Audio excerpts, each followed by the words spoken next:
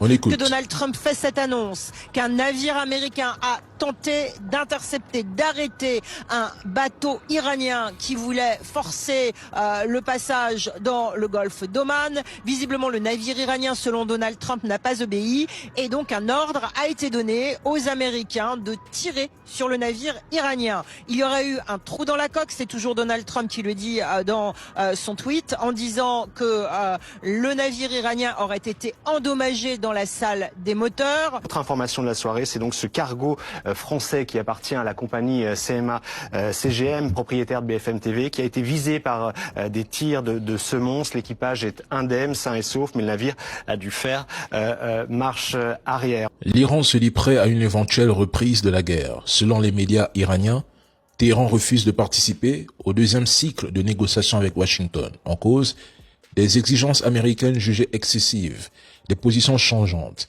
des déclarations contradictoires et le maintien d'un blocus naval américain présenté comme un frein majeur à tout progrès. Du côté des dirigeants iraniens, deux scénarios sont envisagés. Le premier est que les États-Unis utiliseraient ces préparatifs comme levier de pression psychologique pour arracher des concessions alternant menaces et signaux d'ouverture dans les médias. Le second, la rhétorique de négociation servirait de couverture à une attaque surprise, notamment contre certaines îles iraniennes. Mais cette fois, l'Iran affirme être pleinement préparé et considère même une reprise des hostilités comme plus probable que la poursuite des négociations. En cas de nouvelles frappes sur ces infrastructures, Téhéran prévient qu'il lèverait certaines de ses retenues et pourrait viser des points stratégiques majeurs comme le détroit de Bab el-Mandeb.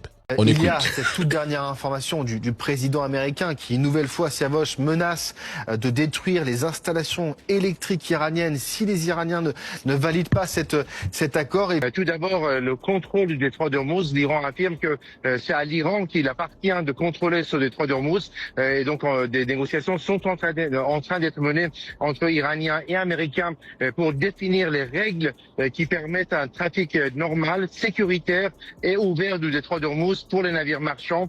En ce qui concerne le programme d'enrichissement d'uranium, Téhéran refuse les demandes américaines qui veulent que l'Iran cesse complètement son programme d'enrichissement d'uranium. Et les Iraniens affirment que il faudrait que il y ait des accords, que toutes ces deux questions-là soient finalisées avant qu'il y ait une rencontre. Le fait que Donald Trump annonce l'envoi d'une délégation américaine dirigée par J.D. Vance à Islamabad montre peut-être qu'il y a eu des progrès sur ces deux questions et qu'on pourra assister demain peut-être à la signature ou à un accord qui mettrait fin au conflit.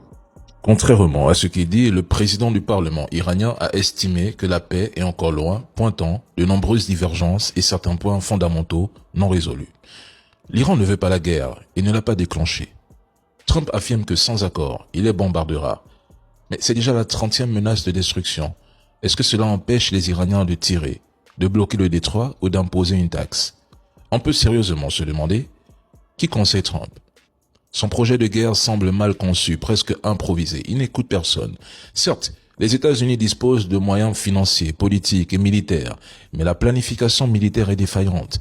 Les erreurs stratégiques s'accumulent et surtout, il semble mal comprendre la mentalité iranienne.